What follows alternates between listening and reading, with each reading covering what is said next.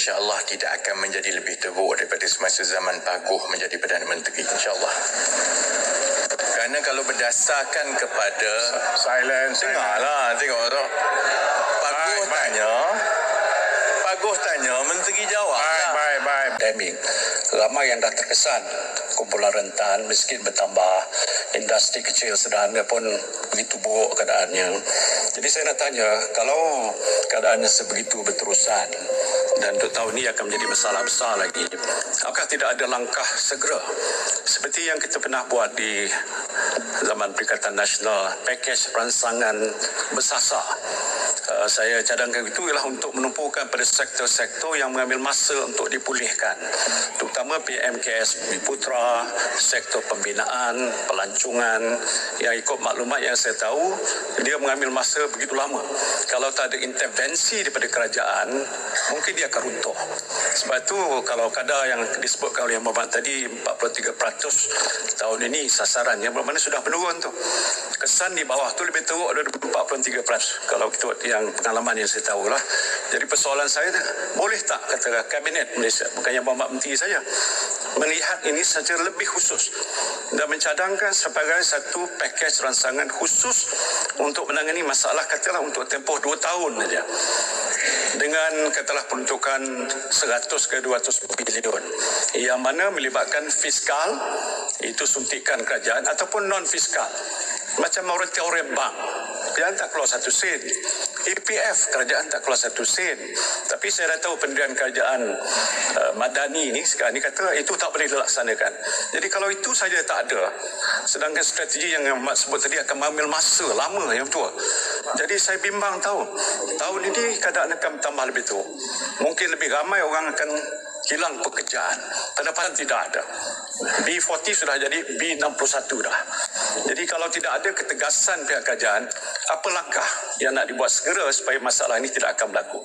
Terima kasih. Baik, terima kasih Pak Aguf. Sila Menteri. Terima kasih Pak Aguf. Pertamanya, berdasarkan kepada unjuran dan prestasi ekonomi sekarang, kita insya-Allah tidak akan menjadi lebih teruk daripada semasa zaman Pak Aguf menjadi Perdana Menteri, insya-Allah. Kerana kalau berdasarkan kepada dengarlah, tengok tu. Pak Aguf tanya, Menteri jawab. Dan Menteri jawab bertanya berdasarkan kepada data-data kerajaan yang ada. Kalau lihat kepada saiz keluaran dalam negara kasar kita sekarang yang dipertua, semua sektor telah pulih kecuali satu saja, iaitu pertanian.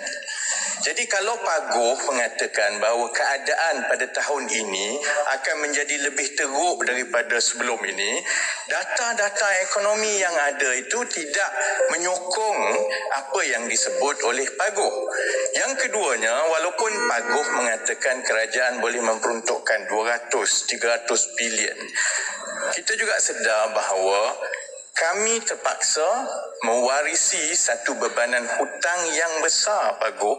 Sebab itu, dalam suasana yang ekonomi sudah pun melepasi endemik, dan kita juga memastikan bahawa kita menangani cabaran-cabaran antarabangsa, yang terbaik ialah mengimbangi di antara suntikan dan bantuan dengan mengukuhkan keadaan fiskal negara. Kerana Pak Aguf juga tahu contohnya, kerajaan kita sekarang ini berada dalam defisit.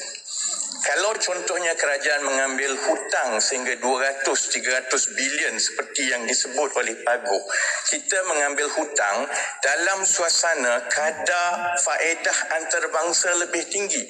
Ini akan terus mewariskan beban hutang negara kepada kerajaan dan generasi akan datang, seperti mana kami mewarisi sehingga 40 bilion lebih setiap tahun adalah semata-mata untuk membayar hutang-hutang yang telah pun diambil sebahagiannya semasa Pak Aguf menjadi Perdana Menteri. Sebab itu ada cara yang kita boleh menjaga kebajikan kumpulan rentan seperti yang saya sebut tadi. Ada cara kita boleh memulihkan ekonomi PMKS tanpa kita mengambil tindakan berhutang dan menambah beban seperti yang diamalkan oleh Perikatan Nasional sebelum ini. Terima kasih. Baik.